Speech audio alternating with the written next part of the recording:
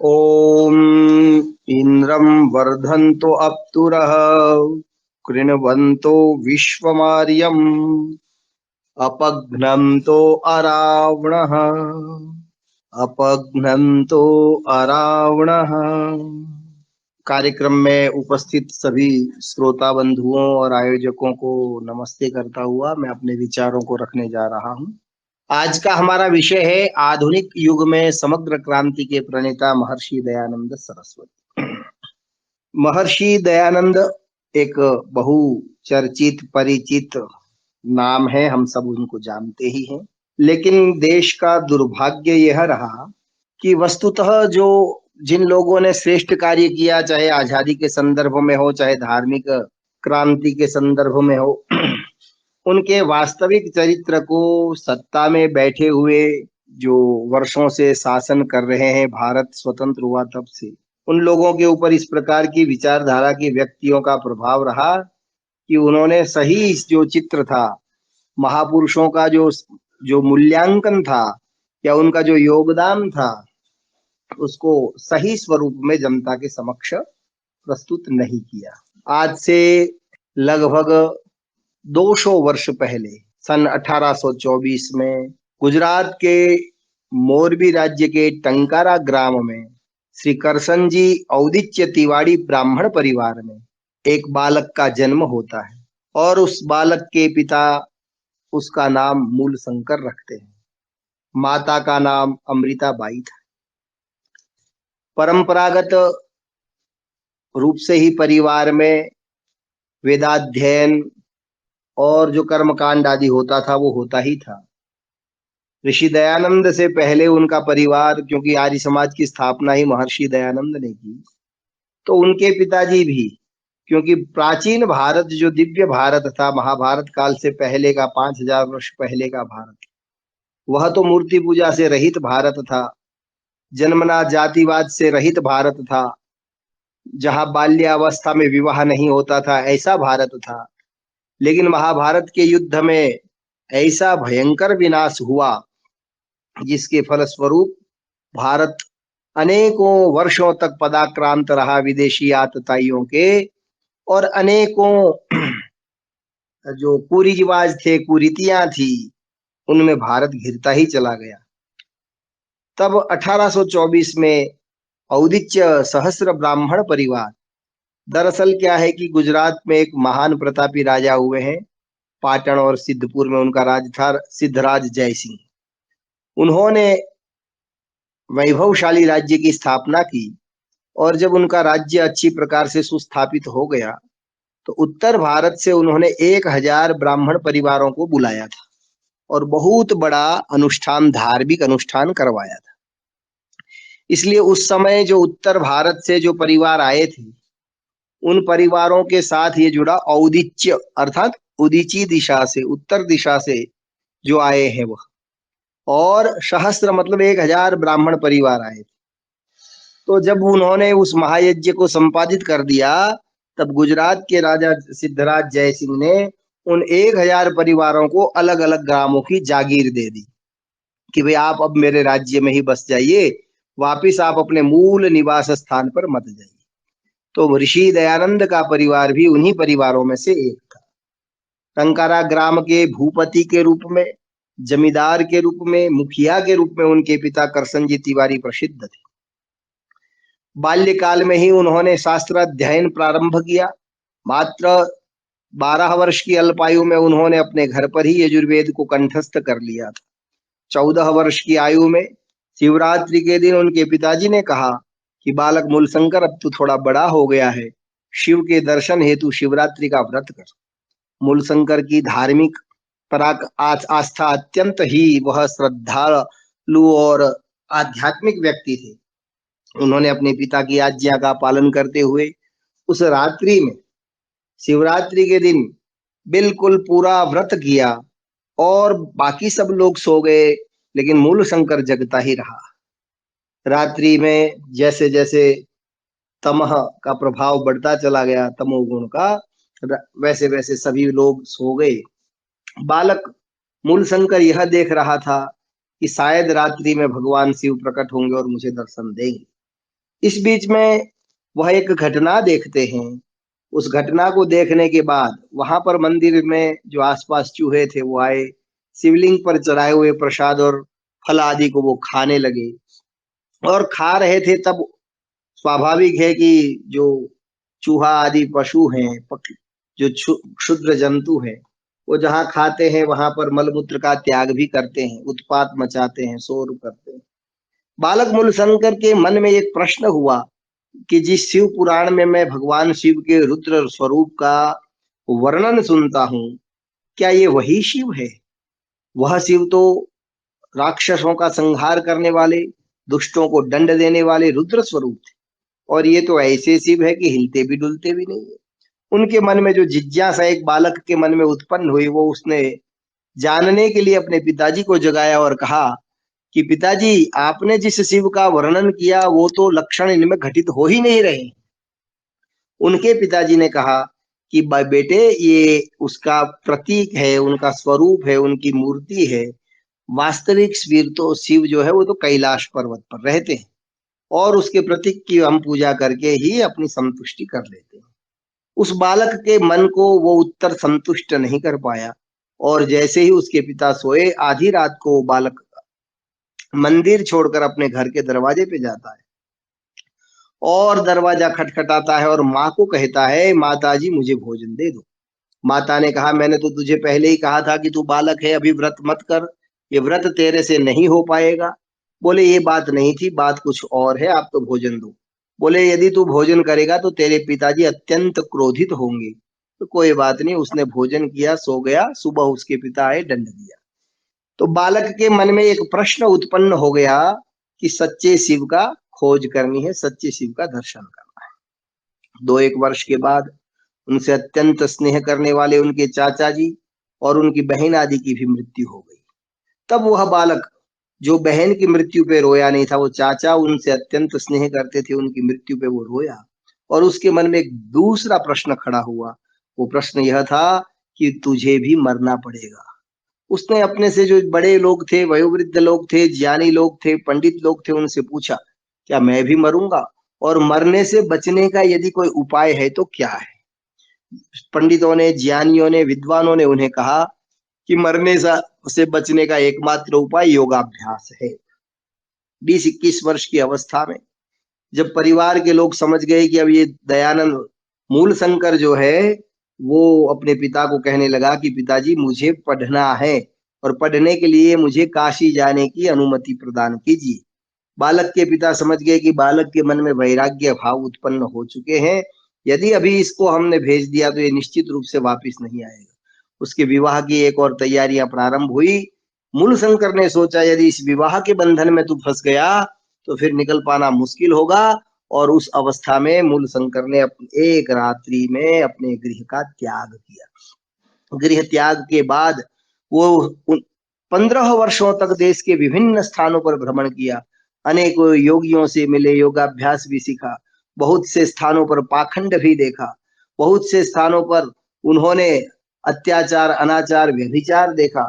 ये सारी घटनाएं उनको जो है बहुत अंदर तक प्रभावित कर रही थी। एक बार जब वो ओखी मठ पे गए तो ओखी मठ के महंत ने उनको कहा, जब मूलशंकर थे पहले, और वहां से वो जब साइला गुजरात में गए तो उन्होंने ब्रह्मचर्य की दीक्षा ली और नाम रखा गया शुद्ध चैतन्य ब्रह्मचारी। उसके पश्चात उन्होंने देखा कि उस समय ब्रह्मचारियों को भोजन और सेवा की विशेष जो है ड्यूटी रहती थी, तो उससे मुक्ति और वैराग्य के कारण उन्होंने जो है स्वामी पूर्णानंद जी से संन्यास ले लिया और उन्होंने उनका नाम स्वामी दयानंद सरस्वती रखा। दयानंद सरस्वती सन्यासी बनकर भारत की यात्रा पर निकले, अनेकों स्थानों पर गए। जब ओखी मठ में वो गए तो वहां के महंत जी ने उन्हें कहा कि तू, तेरा शरीर जो है बहुत सुंदर है, सुडोल है, लंबा चौड़ा ब्रह्मचारी है, तेरे ललाट पर ब्रह्मचर्य का तेज चमक रहा है, तू इस मठ में रह जा तो इसकी बहुत बड़ी संपत्ति है और इसका तू मठाधीश रहेगा। तब दयानंद ने उनको कहा कि मैं, महाराज जी, संपत्ति प्राप्त करने के लिए मैंने गृह त्याग नहीं किया है। मेरे गृह त्याग का उद्देश्य दो ही है, मृत्यु से बचना, आपको योगाभ्यास की रीति बताइए, अथवा सच्चे शिव का दर्शन करना है। इन दो उद्देश्यों को लेकर मैंने गृह त्याग किया है। आपका संपत्ति और मठ जो है वो आपको ही मुबारक हो। और एक बार उनको यह आत्मग्लानि भी हुई कि ये शरीर नंदा के किनारे पर बर्फ पर चलते हुए उनके शरीर में जो है बर्फ पे चलकर उनके पैरों में घाव हो गए और बेहोश होकर गिर गए। और उस अवस्था में उन्होंने सोचा कि अब यहीं प्राण त्याग देता हूं, लेकिन फिर कोई अंतर से ईश्वरीय प्रेरणा हुई और वो उठ करके खड़े हुए। कुछ विद्वान यह भी कहते हैं कि 1857 के संग्राम में भी उनका महत्वपूर्ण योगदान था। खैर, वहां से जब वो लौटे, हरिद्वार में उनको एक सन्यासी मिले। उन्होंने कहा कि मेरा शिष्य जो है 80 वर्ष 84 वर्ष का है, मथुरा में है, तुम उनके पास जाकर के विद्याभ्यास करो। वो मथुरा पहुंचे और मथुरा पहुंच करके उन्होंने दंडी स्वामी विरजानंद जी, जो प्रज्ञा चक्षु थे, जन्म से ही या बाल्यकाल से ही उनको दिखता नहीं था, उनके पास गए और 3.5-4 वर्ष तक उन्होंने अपनी उनकी जितनी जिज्ञासाएं थी, जितने प्रश्न थे, जितनी शंकाएं थी, उन सारी शंकाओं का समाधान, उनकी जिज्ञासाओं का समाधान, उनको यह लग गया कि ये गुरुजी जो कह रहे हैं वो यथार्थ सत्य है। और फिर जब विद्या पूरी हुई तो गुरु दक्षिणा के क्षण आए।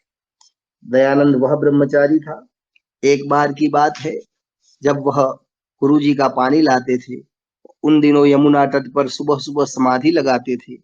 किसी महिला ने उनके रूप से आकर्षित होकर के उनके चरणों में अपना मस्तक रख दिया और उस घटना के कारण ऋषि दयानंद ने 3 दिन तक निराहार और निर्जल रह करके उपवास किया। गुरुजी परेशान थे, स्वामी विरजानंद जी, कि मेरा शिष्य कहाँ गया। तब 3 दिन के बाद जब आए और उन्होंने बताया कि ये कारण से मैं आपके पास जो है विद्या अध्ययन हेतु नहीं आया, तब उन गुरुजी को भी बड़ी प्रसन्नता हुई कि तेरा शिष्य जो है इतना जो है एकदम सदाचारी और महान ब्रह्मचारी है। तो जब गुरु दक्षिणा के क्षण आए तो गुरु दक्षिणा के समय स्वामी विरजा, उनको पता था कि उनके गुरुजी को लौंग प्रिय है। स्वामी दयानंद भिक्षुक ब्रह्म सन्यासी थे। उनके भोजन और आवास की व्यवस्था अलग अलग सज्जन धर्मात्मा लोग करते थे। उन्होंने उन्हीं लोगों से कहा कि अब मेरी गुरु दक्षिणा के समय आप मुझे थोड़े लौंग दे दीजिए, मैं अपने गुरुजी को भेंट करके यहाँ से विदा लूंगा।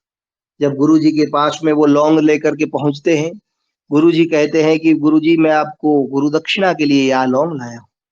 गुरुजी ने कहा कि मैं ये लौंग नहीं लेना चाहता हूँ, मुझे वह दक्षिणा दो जो तुम्हारे पास है। स्वामी जी दयानंद जी बोले, मेरे पास तो मैं अकिंचन सन्यासी हूँ, मेरे पास ये लौंग भी मैंने मांग करके लाए हैं, तो महाराज मैं आपको दे ही क्या सकता हूँ। बोले, तुम्हारा ज्ञान चाहिए, तुम्हारा जीवन चाहिए। इस सत्य सनातन वैदिक धर्म को अनार्ष ग्रंथों के पढ़ने पठन करने वालों ने, पुराण पंथी लोगों ने धर्म के सच्चे स्वरूप को, धर्म के सच्चे सूर्य को, जैसे बादल जो है सूर्य को ढक लेते हैं, उस प्रकार से सच्चे सूर्य को ढक रखा है। हे दयानंद, तुम जाओ और इस भारतवर्ष में वैदिक धर्म और आर्ष ग्रंथों का प्रचार प्रसार करो और इस भारतवर्ष को जो है आतताई अंग्रेजों से मुक्त कराओ। ये गुरु दक्षिणा आप मुझे दीजिए। ऋषि दयानंद ने, स्वामी दयानंद ने गुरु जी को तथास्तु कहा। गुरु जी ने आशीर्वाद स्वरूप अपने दोनों हाथ उनके सिर पर रखे और विदा ली। वहां से विदा लेने के बाद वो जगह जगह पूरे देश में उन्होंने भ्रमण किया और हरिद्वार में पाखंड खंडिनी पताका का जो है आरोपण किया और कहा कि वेदों में मूर्ति पूजा नहीं है। आज स्वामी दयानंद और आर्य समाज के सत्य स्वरूप को न जानकर कुछ लोग केवल यही बात करते हैं कि स्वामी दयानंद ने मूर्ति पूजा का खंडन किया, उससे बड़ा योगदान उनका कुछ नहीं है। वस्तुतः ऋषि दयानंद के जीवन के ऊपर यदि हम दृष्टिपात करते हैं तो उनका जीवन जो है वो बहुआयामी व्यक्तित्व के धनी थे। उन्होंने समग्र क्रांति का देश के अंदर उस समय हिंदू समाज और देश की जो जो प्रमुख समस्याएं थी, ऐसी कोई समस्या नहीं है जिसका उन्होंने जो है समाधान न किया हो, जिसकी उलझन से बाहर निकलने का उन्होंने मार्ग न दिखाया। उनके जीवन की अनेकों घटनाएं हमें प्रेरणा प्रदान करती। काशी के अंदर वो गए और एक बार नहीं 3-3 4-4 बार जाकर के उन्होंने काशी के पंडितों को शास्त्रार्थ के लिए ललकारा और एक बार जब प्रसिद्ध शास्त्रार्थ हुआ तो उसमें काशी के पंडितों की पराजय हुई। छल पूर्वक उन्होंने खूब शोर मचाया, लेकिन उस समय के जो जो तटस्थ लोग थे वो कहते थे आज काशी की हार हुई है और सत्य की जीत हुई। दयानंद केवल समाज सुधारक ही नहीं थे, वो महान योगी भी थे। योगाभ्यास उन्होंने गृह त्याग के पश्चात पिछले 15 वर्ष जब वो घर से बाहर रहे गुरुजी के पास आने से पहले, वो नियमित योगाभ्यासी सन्यासी थे। ईश्वर का उन्होंने आत्मदर्शन के साथ साथ परमात्म दर्शन भी कर लिया था। और ऋषि दयानंद के आने से पहले भारत की जो स्थिति थी वो ऐसी स्थिति थी, कहीं नास्तिक लोग थे, कहीं वाममार्गी, चारवाक, जैन और हिंदू समाज के इतने मत संप्रदाय थे कि हिंदू समाज जो है शिथिल, दुर्बल और हीन बन गया।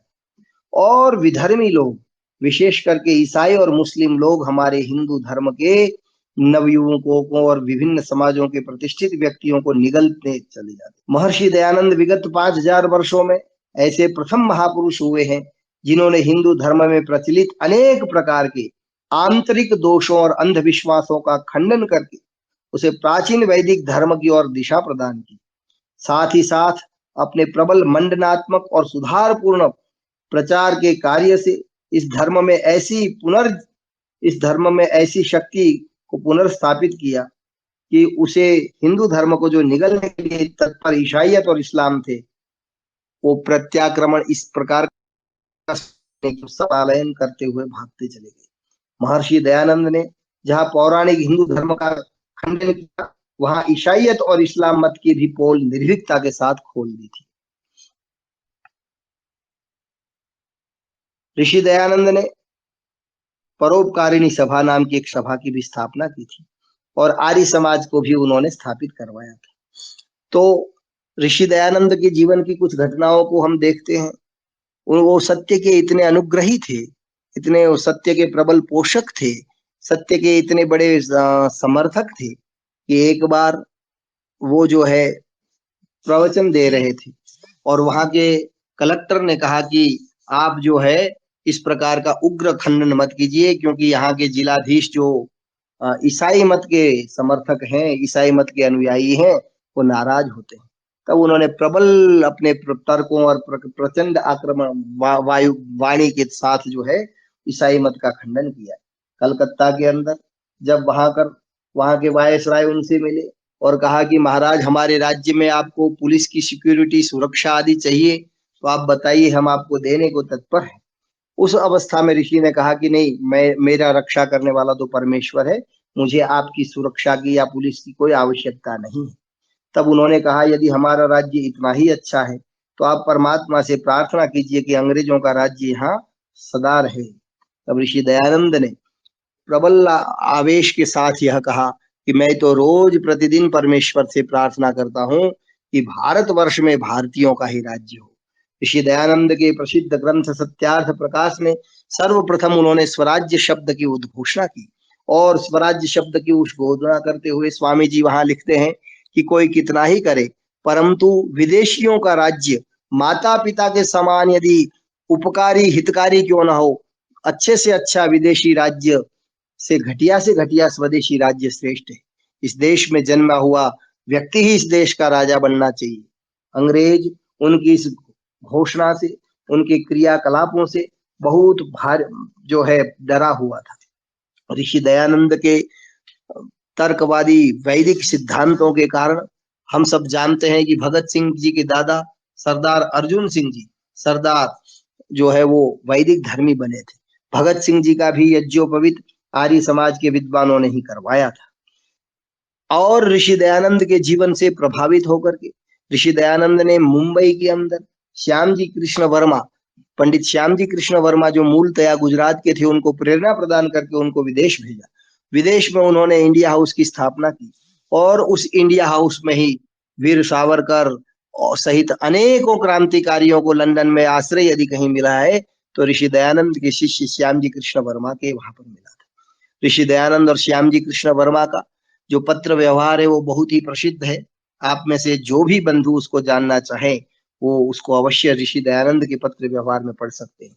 केवल भगत सिंह ही नहीं, काकोरी कांड के प्रसिद्ध क्रांतिकारी पंडित राम प्रसाद बिस्मिल जी, उनका जीवन बाल्यकाल में अनेकों दुर्व्यसन में वो फंसे हुए थे, किंतु आर्य समाज शाहजहांपुर के सत्संग में जब वो गए और वहां स्वामी सोमदेव जी का सत्संग जब उन्होंने सुना तो उनके सत्संग को सुन करके पंडित राम प्रसाद बिस्मिल, युवक राम प्रसाद बिस्मिल का जीवन पूर्णतया जो है वो परिवर्तित हो गया और वो देश की बलिवेदी को, भारत को स्वतंत्र करने के लिए उन्होंने अपने अमूल्य प्राणों की आहुति अर्पित की। केवल उस समय विदेशों में, केवल आजादी के समय ही नहीं, आजादी के बाद भी अनेकों ऐसे क्रांतिकारी हुए हैं जो ऋषि दयानंद के जीवन से प्रेरणा लेकर के 1857 के विप्लव के पश्चात सर्वप्रथम जो फांसी जिनको मिली थी वो पंडित राम प्रसाद बिस्मिल आर्य समाजी ही थे। विदेश में सर्वप्रथम फांसी पाने वाले वीर मदन लाल धिंगरा भी श्यामजी कृष्ण वर्मा के शिष्य ही थे, और श्यामजी कृष्ण वर्मा महर्षि दयानंद के शिष्य थे। देशी रियासतों में आर्यों का राष्ट्रवादी विचारों के कारण दमन होता रहा है। देशभक्ति के अपराध में पटियाला, जो पंजाब का राज्य है, वहां सर्वप्रथम देशभक्तों को निष्कासित किया, बंदी बनाया, उन पर अभियोग चलाया गया। सन 1909 की घटना है। ये सब आर्य लोग थे। भारत के वायसराय हार्डिंग पर बम फेंकने के अपराध में बलिवेदी पर चढ़ने वाले, बंदी होने वाले वीर भी आर्य समाजी ही थे। भाई बाल मुकुंद, प्रताप सिंह बारट और लाला बलराज आदि। 1931 में एक आर्य युवक हरिकृष्ण ने पंजाब के गवर्नर पर गोली चलाकर शासन को कंपा दिया था। उन्हीं के भाई श्री भक्तराम ने पठान के वेश में नेताजी सुभाष चंद्र बोस को जर्मनी पहुंचाया था। एक आर्य सैन्य अधिकारी चंदन सिंह गढ़वाली ने पेशावर में सत्याग्रहियों पर गोली चलाने से इनकार करके वर्षों जेल काटी। केवल आर्य समाज के ही एक सन्यासी को वायसराय के आदेश से स्वाधीनता संग्राम में बंदी बनाया गया। केवल एक आर्य साधु पर एक ही प्रांत के गवर्नर की हत्या के षड्यंत्र का दोष लगाया गया। वह आर्य सन्यासी स्वामी स्वतंत्रानंद थे। इन पर सेना में विद्रोह फैलाने का भी अभियोग चलाया गया था। सारे भारत में एक ही उपदेशक विद्यालय की स्वाधीनता संग्राम में तलाशी ली गई और वह था आर्य समाज का उपदेशक विद्यालय लाहौर। तो कहने का मतलब यह है कि आर्य समाज के अगिनत, कांग्रेस का इतिहास लिखने वाले सितार मैया ने लिखा है कि आजादी के आंदोलन में भाग लेने वालों में 80% आर्य लोग थे। तो ऋषि दयानंद से राजनैतिक विचारधारा को प्राप्त करके स्वराज्य शब्द का सर्वप्रथम उद्घोषणा उनके शिष्यों ने सुनी और आजादी को, भारत को स्वतंत्र कराने में तन मन धन से अपने सर्वस्व की आहुति प्रदान करने वाले ऋषि दयानंद के शिष्य थे। पंडित लाला लाजपत राय, भगत सिंह, ये जो हमने नाम अनेकों लिए, ये सारे लोग ऋषि दयानंद के ही शिष्य थे। राजनैतिक क्रांति के साथ साथ सामाजिक जागृति का कार्य भी ऋषि दयानंद ने किया। रूढ़ियों कुरीतियों से जर्जरित भारतीय समाज को झकझोर कर जगाने का मुख्य श्रेय भी ऋषि दयानंद और उनके आर्य समाज को ही जाता है। ऋषि दयानंद ने 1875 में बंबई के अंदर आर्य समाज की स्थापना की थी। मराठी लेखक डॉक्टर सहस्त्रबुद्धे ने अपनी पुस्तक में लिखा है, 19वीं शताब्दी में पंजाब के शीर्षस्थ नेताओं में अधिकांश ब्राह्मणेतर वर्गों से आए हुए लोग थे। इसका मूल कारण आर्य समाज द्वारा उत्पन्न जागृति है। आर्य समाज में भी आज विरले ही जन हैं जिनको यह पता हो कि आर्य समाज में ऋषि दयानंद के पश्चात सबसे बड़े मनीषी पंडित गुरुदत्त विद्यार्थी ब्राह्मण कुल में नहीं जन्मे थे। अपने तपोबल और विद्याबल से आर्य समाज में वह सर्वमान्य ब्राह्मण बने, पंडित की संज्ञा प्राप्त की। श्री श्यामजी कृष्ण वर्मा भी उसी युग में पंडित की पदवी से विभूषित हुए। अर्थात ऋषि दयानंद ने ये सर्वप्रथम आधुनिक युग में कहा कि व्यक्ति जन्म से सब जो है समान होते हैं और उसका जो वर्ण है वो विद्या प्राप्ति के पश्चात निर्धारित होता है। वर्ण जो है, जिस वर्ण को स्वीकार करेगा, और ऋषि दयानंद ही सर्वप्रथम वह व्यक्ति थे आधुनिक युग में जिन्होंने उन्होंने अपने प्रसिद्ध ग्रंथ सत्यार्थ प्रकाश में तृतीय समुल्लास में ये बात कही। प्रश्नोत्तर में पूर्व पक्ष और उत्तर पक्ष को रखते हुए पूर्व पक्ष जब यह प्रश्न करता है कि स्त्री और शूद्रों को वेद पढ़ने का अधिकार नहीं, तब ऋषि दयानंद कहते हैं कि जैसे परमेश्वर का बनाया हुआ सूर्य सबके लिए है, ईश्वर की वायु सबके लिए है, वैसे ही यजुर्वेद के मंत्र का प्रमाण देते हुए कहते हैं, यथेमाम वाचम कल्याणी आवदानी जनेभ्य ब्रह्मराजन्याय शूद्राय चार्याय स्वाय चारणाय। अर्थात परमेश्वर की यह जो वेद विद्या है वो मानव मात्र के लिए, जन जन के लिए, और किसी एक देश का नहीं, सार्वदेशिक, सार्वभौमिक, सार्वकालिक सब मनुष्यों के लिए वेद जो है वो परमेश्वर ने बनाए हैं। उसको पठन पाठन का अधिकार प्रत्येक मनुष्य को। ऋषि दयानंद ने जहाँ जन्मना जातिवाद का खंडन किया, एक बहुत बड़ी क्रांति ऋषि दयानंद ने आधुनिक युग में की। जो सनातन धर्मी भाई, हिंदू भाई किसी कारण से, अज्ञानता से, लोभ से, भय से जो विधर्मी बन चुके थे, जो मुस्लिम बन चुके थे, ईसाई बन चुके थे, उन लोगों को वैदिक धर्मी बनाने का, पुनः वैदिक धर्म में दीक्षित करने का कार्य ऋषि दयानंद ने अपने हाथों से सर्वप्रथम एक मुसलमान मोहम्मद उमर को अलखधारी बनाया था। फिर एक पादरी खड़क सिंह को शुद्ध करके आर्य बनाया था। जाति पाति की उस दूषित युग में खड़क सिंह की पुत्रियां आर्य घराने में ब्याही गई। ऋषि दयानंद के देहांत के कुछ समय पश्चात अब्दुल अजीज अजमेर में शुद्ध होकर के लाला हरजस राय बने। अमृतसर के किसी आर्य कुल में उनका विवाह हुआ। वे बड़े ऊंचे विद्वान और पंजाब में एक प्रतिष्ठित व्यक्ति थे। आर्य समाज के प्रयत्न से ऐसी जागृति आई कि जन्म के मुसलमान व दलित वर्ग के में जन्मे व्यक्तियों को आर्य समाज में ऊंचा स्थान प्रदान किया गया। दलित वर्ग में जन्मे सबसे पहले कॉलेज प्रिंसिपल आर्य समाज के मान्य श्री रामदास जी पूर्व लोकसभा सदस्य भी रहे। तो कहने का मतलब यह है कि ऋषि दयानंद ने सर्वप्रथम शुद्धि आंदोलन, जिसको आजकल घर वापसी कहते हैं, वो प्रारंभ किया। उस समय के कुछ तथाकथित हमारे पौराणिक हिंदू भाई ये कहते थे, जो गधा बन गया वो गधा कभी घोड़ा नहीं बन सकता है। और आर्य समाज के, आपको जानकर आश्चर्य होगा, कश्मीर के अंदर, कश्मीर के मुस्लिम जो है वो हिंदू बनने को तत्पर थे। आर्य समाज के पंडित गणपति शर्मा जी वहां पर उनको शुद्ध करने गए। उस समय के राजा हरि सिंह जी ने कहा कि मैं इनको आप शुद्धि करके सबको हिंदू बनाओ। तो पंडितों ने विरोध किया और कहा कि हम नदी में कूद करके मर जाएंगे यदि आपने इनको हिंदू बनाया था। उसका दुष्परिणाम यह हुआ कि दो चार पंडित कूद के मर गए और राजा ने जो मुस्लिम हिंदू बन रहे थे उस कार्यक्रम को स्थगित किया। परिणाम आप सब जानते हैं, उन्हीं पंडितों के वंशजों को आगे चल के कश्मीर से पलायन करना पड़ा। तो हिंदू जाति को पुनर्जागृत करने का, पुनर्जीवित करने की कोई संजीवनी औषधि यदि कोई थी तो वो शुद्धि का कार्य था। और उस शुद्धि के कार्य को आज इस स्वतंत्र, ये पिछले 500 वर्षों के इतिहास के अंदर यदि किसी व्यक्ति ने किया है तो वो ऋषि दयानंद ने किया है। और ऋषि दयानंद के बाद उनके अमृत शिष्य, अमृत पुत्र के स्वरूप स्वामी श्रद्धानंद ने इस शुद्धि के कार्य को बहुत प्रबल वेग से, लाखों मलकाना मुस्लिमों को उन्होंने शुद्ध करके वैदिक धर्म में, सनातन धर्म में दीक्षित किया था। स्वामी श्रद्धानंद की भी हत्या एक धर्मांध व्यक्ति के द्वारा कर दी गई थी। अब्दुल रशीद उसका नाम था। उन्हीं के शिष्य स्वामी जी के पंडित लेखराम जी को कादियाई मुसलमानों ने उनके शुद्धि के कार्य से, आपको जानकर देखिए, आर्य समाज का इतिहास इतना उज्जवल और पवित्र है। एक बार की घटना है, पंडित लेखराम जी बहुत दिनों का प्रचार करने के बाद अपने घर पर लौटे थे। उनका एकमात्र पुत्र सुखदेव बीमार था। उनकी माता ने कहा कि बेटे लेखराम, तेरा बेटा बीमार है, उसको दवाई दिलवा। इसी बीच में उनके पास एक तार पहुंचता है और उसमें लिखा गया था कि फला फला गांव में, अमुक गांव में कुछ युवक जो है वो हिंदू धर्म से रुष्ट होकर के या हिंदू धर्म के ऊपर कुछ जिज्ञासाएं प्रकट कर रहे हैं, उसका समाधान कोई नहीं कर रहा, तो वो मुसलमान बनने को उद्यत थे। पंडित लेखराम उसी समय अपना जो है बैग उठाते हैं और चल देते हैं। जब उन्हें पता चला कि इस गांव में ट्रेन रुकती नहीं, तो उनके पास जो अपनी दरी आदि रखते थे, कंबल, वो लपेट करके कूद पड़े। और चलती ट्रेन से कूदने के कारण स्वाभाविक था कि थोड़ा उनकी चोट आई।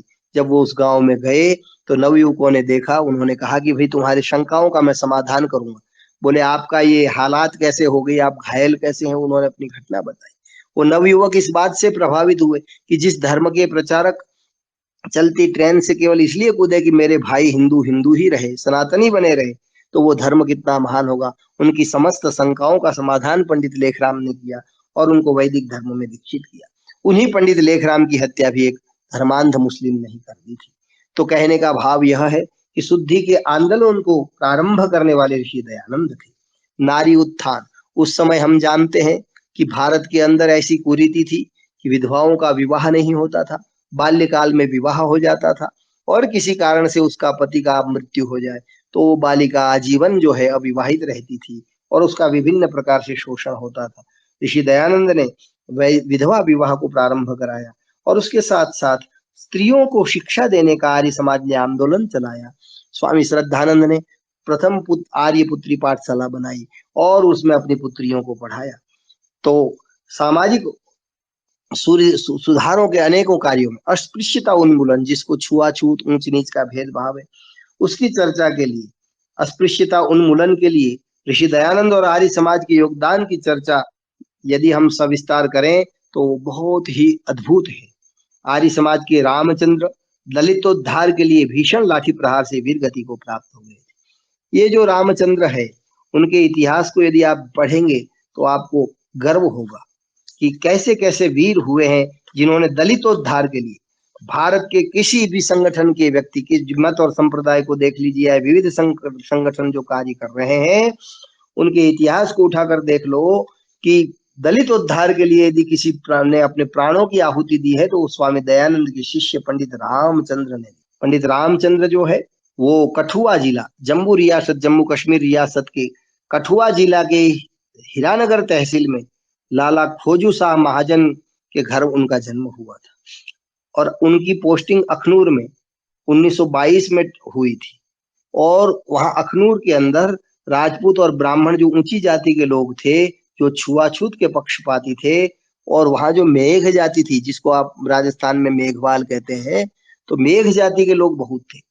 उन रामचंद्र शाह महाजन ने, जो खोजू शाह के बेटे थे, उनकी वहां सर्विस थी, वो खजांची थे पद में रियासत में, तो उन्होंने दलितोद्धार के लिए मेघ जाति के बालकों के लिए पाठशाला प्रारंभ कर दी और सरकारी अपनी नौकरी करने के बाद सारा समय वो मेघ जाति के बालकों की सेवा में लगाते थे, उनको पढ़ाना, उनको दवाई देना।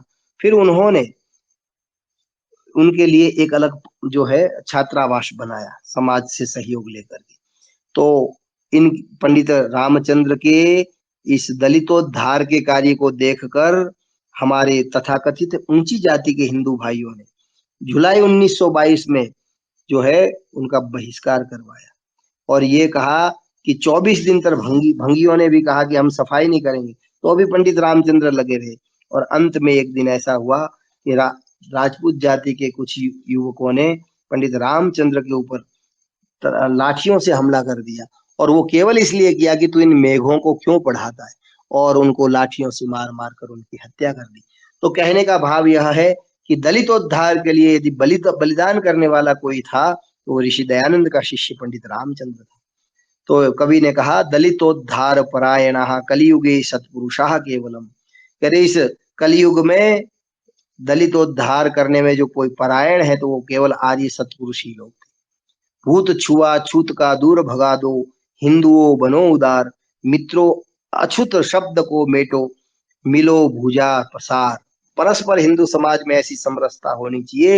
ये कार्य यदि छुआछूत को मिटाने का, और प्रायोगिक रूप से आर्य समाज के जो गुरुकुल थे, जो विद्यालय थे, उनमें हिंदू समाज के प्रत्येक दलित परिवारों के भी बालक आकर के पढ़ते थे। उस समय भी पढ़ते थे, आज भी पढ़ रहे हैं, और उनमें कोई जन्मना जातिगत ऊंच नीच का भेदभाव नहीं होता है।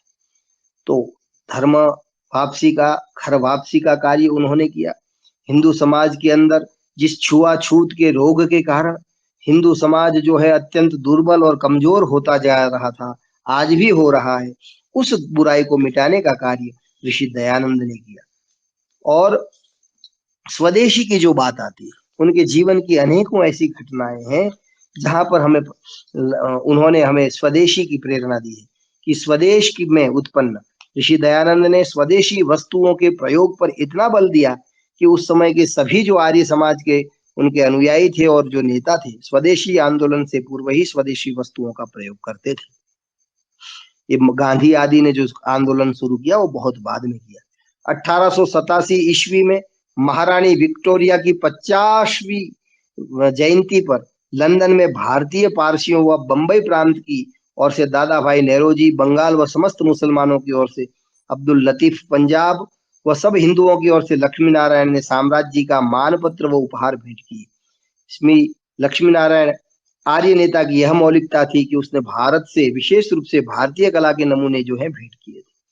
तो स्वामी जी ने स्वदेशी के लिए अपने वस्त्रों का प्रयोग कहा कि भाई स्वदेशी आंदोलन से पूर्व कई प्रमुख आर्य समाजों में स्वदेशी वस्त्रों के बिक्री केंद्र थे। महात्मा मुंशीराम, जो कि बाद में स्वामी श्रद्धानंद बने। उन्होंने अपने घर पर जालंधर में भी ऐसे स्वदेशी वस्तुओं का एक विक्री केंद्र रखा था। सभी आर्य समाज की जो पत्र पत्रिकाएं थी, उनमें स्वदेशी वस्तुओं के प्रयोग पर लेख और विज्ञापन होते थे। 1905 और 6 के आर्य गजट और सद्धर्म प्रचारक नाम के जो अंक निकलते थे, उसमें से स्वदेशी प्रचार के लिए लेख और भाषण मिलते हैं। इन्हीं दिनों लेख लाहौर के अनारकली आर्य समाज के उत्सव पर यशवंत सिंह वर्मा का गीत उनकी इज्जत भी क्या खाक, जिनकी पगड़ी दे परदेशी, सुनकर बाजारों में अनेकों अंग्रेजी टोप और पगड़ियां उतारकर नालियों में फेंकी थी। इस घटना का मूल्यांकन इतिहासकारों को करना होगा।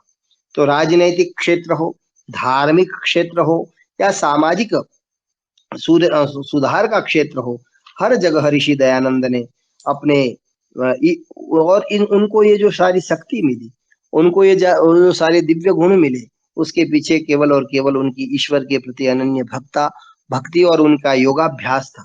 वो परम योगी थे। वेदों के उस समय तो लोग ये कहते थे कि वेदों को जो है भस्मासुर नाम का राक्षस ले गया है। उन्होंने वेदों का प्रचार प्रसार करने के लिए वेदों का भाष्य छपवाया, वेदों का हिंदी भाषा में भाष्य किया। हिंदी को राष्ट्रभाषा बनाने का यदि कोई प्रथम प्रयास था तो ऋषि दयानंद का था। स्वयं गुजराती होते हुए भी और संस्कृत भाषा का पंडित होते हुए भी उन्होंने हिंदी भाषा में ही अपने ग्रंथों की रचना की। आज इस देश में लाखों गायों और गोरक्षा का कार्य गौशालाओं के द्वारा हो रहा है। उस कार्य को भी सर्वप्रथम रेवाड़ी के अंदर गौशाला का जो रचना की और स्थापना की वो ऋषि दयानंद ने की थी। और उन्होंने गायों के महत्व के बारे में, गायों की रक्षा के लिए गो करुणा निधि नामक पुस्तक लिखी और उसके साथ साथ उन्होंने उस समय लाखों लोगों के हस्ताक्षर करके अंग्रेज गवर्नर को दिए थे और ये मांग की थी कि भारत के अंदर गो रक्षा जो है, गो हत्या बंद होनी चाहिए और गाय की रक्षा होनी चाहिए।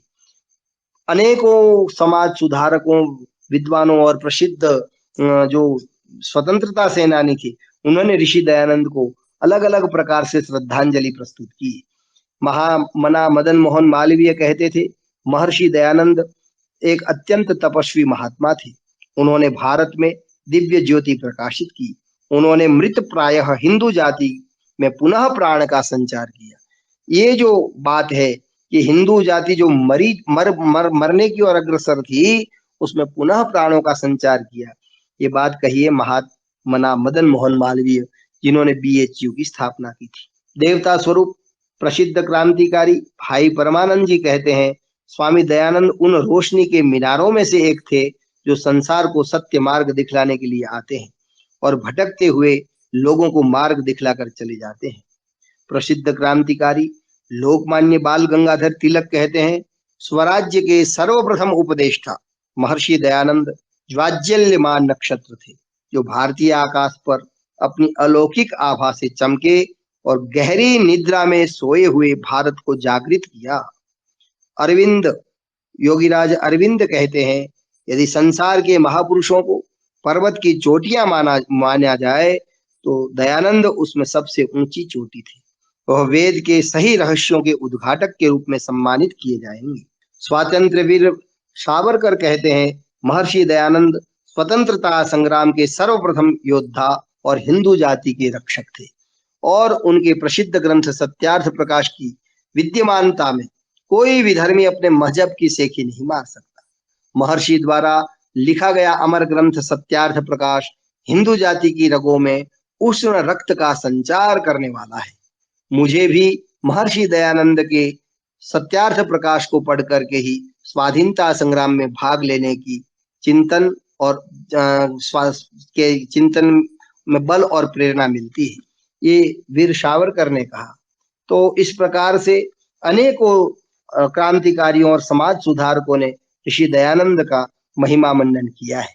तो आइए हम सब भी जब 2024 के अंदर ऋषि दयानंद के जन्म के 200 वर्ष पूरे होने जा रहे हैं, तो हम संकल्प करें, जो सत्य के अनुरागी हैं, हमारा कोई आग्रह नहीं है, दुराग्रह नहीं है, जिन व्यक्तियों को सत्य की खोज करनी है, जो वस्तुतः सत्य के निकट पहुंचना चाहते हैं, उनको ऋषि दयानंद के जीवन चरित्र को और ऋषि दयानंद के साहित्य को अवश्य पढ़ना चाहिए। आप माने न माने, वो आपके विवेक पर और आपकी तर्क शक्ति पर निर्धारित करेगा। लेकिन ऋषि दयानंद को समझे बिना भारत और भारतीयता को समझना अत्यंत ही कठिन और असंभव है। आप सबने मेरी बात को बहुत ही ध्यान पूर्वक सुना, इसलिए आप सबका बहुत बहुत धन्यवाद। क्योंकि 40 मिनट तक बोलना था, वो समय पूरा होता है। ऋषि दयानंद से संबंधित कोई प्रश्न या जिज्ञासा आपके मन में है तो आप पूछ सकते हैं। ओम शांति ही शांति ही शांति। गुरुजी प्रणाम। प्रणाम जी। बस आपका व्याख्यान सुन के बहुत आनंद हुआ, हमको बहुत आनंद। आप एक ध्यान से हम सुन रहे थे, बस इतना ही कहना। जी जी धन्यवाद। कुलदीप जी आचार्य जी नमस्ते। जी आचार्य जी, मैं ये पूछ रहा था कि जो कश्मीर में मुसलमानों की शुद्धि के लिए जो कार्य कर रहे थे, क्या नाम बताया आपने उनका? उसका नाम शुद्ध करने के बाद तो अलखदारी रखा था। देहरादून के आसपास की घटना है। अलखदारी, पंडित अलखदारी। और उनका मुस्लिम काल का जो नाम था, वो नाम था, 1 मिनट जी है बताता हूँ। मुस्लिम नाम था, अभी मैं नहीं बता दूंगा आचार्य जी, आपको। और कुछ हो तो बताइए अच्छा जी। आचार्य जी, मैं ये पूछ रहा हूँ कि जो आर्य समाज के जो विद्वान जो कार्य कर रहे थे, उनका नाम पूछ रहा हूँ। जैसे मैंने सुना है कि स्वामी श्रद्धानंद जी थे इसमें, या कोई और, या आपने कुछ और नाम बताया था अभी जो बता रहे थे आप? ऋषि दयानंद ने जिसको सर्वप्रथम स्वामी जी ने भी शुद्धि की है अपने जीवन में, आप पढ़ेंगे तो अलखदारी नाम उनको दिया था। और उस मुसलमान का अच्छा जी। नाम मोहम्मद उमर था, उसको उन्होंने अलखदारी बनाया था। और एक पादरी जो सिख पादरी था, वो जी जी। खड़क सिंह था, वो पादरी बन गया था, उसको भी पुनः शुद्ध करके हिंदू बनाया था, आर्य बनाया था। कश्मीर में तो ज्यादा काम मतलब कि स्वामी श्रद्धानंद जी ने किया, किसी और ने जो मुसलमानों को नहीं शुद्धि की? नहीं, स्वामी दयानंद जी ने ही किया था। स्वामी दयानंद जी ने सर्वप्रथम शुद्धि का कार्य ही स्वामी दयानंद ने किया। इसी से प्रेरणा लेकर के स्वामी श्रद्धानंद जी ने कार्य प्रारंभ किया। और मैं एक बात कहनी भूल रह गई मेरे से, लाला हाँ जी। लाजपत राय जी जो है, उनके पिताजी भी मुस्लिम बनने जा रहे थे, तो तब तो स्वामी जी थे ही नहीं। तो जी आर्य समाज जी। के लोगों ने ही लाला लाजपत राय के पिता को समझाया। लाला लाजपत राय की जीवनी आप पढ़िए, वो कहते हम दोनों भाई रोते हुए जा रहे थे और हमारे पिताजी मुस्लिम बनने जा रहे थे। तब लाला लाजपत राय ने आर्य समाज के विषय में जो श्रद्धांजलि अर्पित की है, स्वामी जी, लाला लाजपत राय जी कहते हैं, मैंने सार्वजनिक जीवन के सारे पाठ आर्य समाज में ही सीखे हैं। आर्य समाज जी मेरी धर्म की माता है और मेरे जीवन का जो अच्छा हिस्सा है और लोगों में जो प्रशंसा योग्य है, वह सब आर्य समाज की बदौलत है। और ऋषि दयानंद जो है, वो मेरे धर्म के पिता है। ऐसे ही स्वतंत्र भारत के प्रधानमंत्री जो चौधरी चरण सिंह जी थे, वो भी दृढ़ आर्य समाजी और ऋषि दयानंद के अनन्य भक्त। जी, और कुछ कहना चाहें तो? जी अरे मैं ये पूछ रहा हूँ, जैसे जो ये कहा जाता है कि वहाँ के जो ब्राह्मण थे, तो शुद्धि के विरोध में उन्होंने ये कहा था कि हम ये ऐसा करके नदी, उसमें झेलम नदी में कूद जाएंगे। तो ये किन के समय में हुई थी घटना? ये पंडित गणपति शर्मा जी, राजा हरि सिंह जी थे। और गणपति। आर्य समाज चूरू, अपने राजस्थान में चूरू है, वहां के पंडित गणपति जी शर्मा है, वो हाँ वहां जी। पर शुद्धि करने गए थे। और एक घटना उनके जीवन की और आती है कि ईसाई पादरी वहां पहुंच गए थे और राजा को ईसाई बना रहे थे। किसी हिंदू पंडित से उत्तर नहीं बन रहा था। तब हिंदू समाज की ओर से पंडित गणपति ने शास्त्रार्थ किया और उस ईसाई पादरी को पराजित किया था। यह भी पंडित महाराजा गणपति। हरि सिंह के बात है। जी धन्यवाद आचार्य जी। जी जी आचार्य जी, मुझे एक बात इसमें रखनी थी कि जी भारत में पिछले 150 साल में जितने भी क्रांतिकारी आंदोलन हुए, जो समाज सुधारना के आंदोलन हुए, जी उसमें सारे समाज सुधारकों में महर्षि दयानंद जी को छोड़ दे तो बाकी सारे आंदोलन के जनक अंग्रेजी शिक्षा और अंग्रेजी का अध्ययन था। एक बिल्कुल बिल्कुल केवल सही बात है। महर्षि दयानंद जी का आंदोलन था जो वैदिक शिक्षा और वैदिक धर्म से जुड़ा हुआ था। और इसी का कारण था कि भाई बंगाल जो क्रांतिकारी का केंद्र बना था, वो जी बंगाल में अंग्रेजी शिक्षा का प्रभाव बढ़ने के साथ उसका प्रबुद्ध वर्ग ईसाई बनने लगा। जी पंजाब में भी यह हालत थी, लेकिन महर्षि दयानंद जी ने इतना प्रचार किया पंजाब में कि पंजाब ईसाई बनने से रुक गया। अदरवाइज पंजाब का ईसाईकरण बहुत वर्षों पहले हो गया होता। तो ये सही महर्षि सही बात। दयानंद जी की बहुत बड़ी उपलब्धि है। जी जी बिल्कुल सही बात है।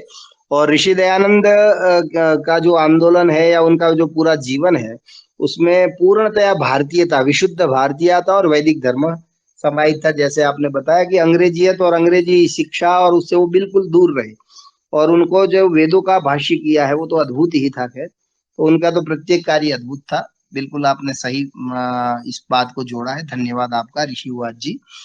और कोई सज्जन कुछ बोलना पूछना चाहे, अपने विचार रखना चाहे तो रख सकते हैं। एक दूसरी, मैं कोई नहीं बोल रहा है इसलिए मैं बोल रहा हूँ आचार्य जी। जी एक दूसरी बात थी कि महर्षि दयानंद जी के जो वर्ण व्यवस्था और जाति व्यवस्था पे विचार जो थे, वो विचार पे अगर स्वतंत्र भारत चला होता तो शायद आज हमारे देश में जो जातियों के बीच में संघर्ष है, जातियों के बीच में जो टेंशन है, और खास करके आज जो तथाकथित सवर्ण वर्ग है उसकी सबसे बड़ी कंप्लेंट जो रिजर्वेशन के आधारित है, जन्मना रिजर्वेशन के आधारित, वो समस्या ही नहीं होती अगर महर्षि दयानंद जी के जो वर्ण व्यवस्था और वैदिक धर्म की व्यवस्था के विचार जो थे उस पे अगर स्वतंत्र भारत में अमल हुआ होता तो हम हमारी काफी सारी समस्या से निजात पा चुके होते। ठीक, सही बात है, बिल्कुल सही बात। जी ने अपने प्रसिद्ध ग्रंथ सत्यार्थ प्रकाश के अष्टम समुल्लास में लिखा है, अब अभाग्योदय से आर्यों के आलस्य प्रमाद परस्पर के विरोध से अन्य देशों के राज्य करने की कथा तो क्या कहनी, किंतु आर्यावर्त में भी आर्यों का अखंड स्वतंत्र स्वाधीन निर्भय राज्य इस समय नहीं है। जो कुछ है भी सो भी विदेशियों से पादाक्रांत हो रहा है। कुछ थोड़े से राजा स्वतंत्र है। दुर्दिन जब आता है तब देशवासियों को अनेक प्रकार का कष्ट भोगना पड़ता है। और फिर स्वामी जी ने लिखा, कोई कितना ही करे परंतु जो स्वदेशी राज्य होता है वह सर्वोपरि उत्तम होता है। अथवा मत मतांतर के आग्रह से रहित और अपने पराये का पक्षपात शून्य प्रजा पर माता पिता के समान कृपा न्याय और दया के साथ विदेशियों का राज्य भी पूर्ण सुखदायक नहीं है, परंतु भिन्न भिन्न भाषा, पृथक पृथक शिक्षा, अलग व्यवहार का विरोध छूटना अति दुष्कर है। बिना इसके छूटे परस्पर पूरा उपकार और अभिप्राय सिद्ध होना कठिन है। एक स्थान पर ऋषि दयानंद ने सत्यार्थ प्रकाश के 11वें समुल्लास में लिखा है कि आप यदि अपना उत्थान चाहते हैं तो आर्य समाज से जुड़े, और साथ में यह भी कहा कि जिस देश की मिट्टी से हमारा शरीर बनता है, पलता है, पोषता है, तो हम सबका परम कर्तव्य है कि उस देश की हम सेवा करें। और जितना हित आर्य समाज के सिद्धांत भारतवर्ष का और विश्व का कर सकते हैं, इतना कोई नहीं कर सकता है। इसलिए अधिक से अधिक जो है आर्य समाज में जुड़े, ऐसा भी उन्होंने कहा है। एक उनकी अन्य पुस्तक है आर्योद्देश्य रत्नमाला, उसमें भी उन्होंने आर्याभिविनय जो है, आर्याभिविनय जो पुस्तक उनकी है, उसमें भी उन्होंने स्वराज्य की प्रार्थना करते हुए लिखा है, हे कृपा सिंधु भगवान, हमारा स्वराज्य अत्यंत बढ़े। कहने का भाव यह है कि वो स्वराज्य के अत्यंत ही पोषक थे। और ऋषि दयानंद की जो मृत्यु हुई, उनको जो केवल और केवल जोधपुर की वह नन्ही जान वेश्या नहीं थी, उसके जोधपुर के उस समय के जो मुस्लिम राजा तो हिंदू था, उसके जो मुस्लिम महामंत्री थे अली मर्दा खां, उनका भी योगदान रहा।